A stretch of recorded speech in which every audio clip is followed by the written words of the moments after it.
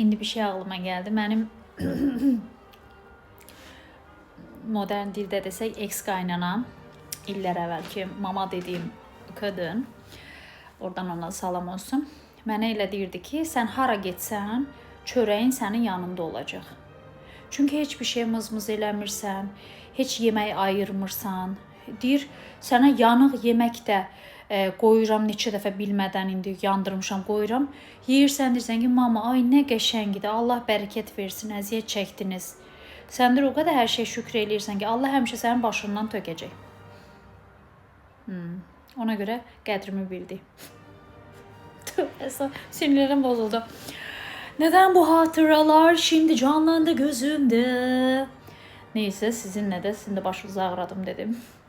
Yani siz ne bileyim xasiyyətinizdə nə qədər yaxşı olursanız olun, siz orada solub gedəcəksiniz. Yəni qədriniz bilinməz. Belə dünyanın ən gözəl çiçeği olursanız olun, orada o deyir kök ata bilməyəcəksiniz. Zibillikdə gözəl bir çiçək bağçasına dönüşə bilməyəcəksiniz. Halbuki çox gözəl çiçəksiniz. Birisi sizin üstünüzə basacaq, keçəcək. Neyse, gecə-gecə yenə heziyyab eləyim dedim. Gözəl cümlələrimlə. Qaynanamı da yad etdik. Neyse. Gecən xeyrə qalsın. Bu arada öğrencilerim mənə Rafaella gətirib. Ona görə indi ondan çay içəcəm. Bay bay.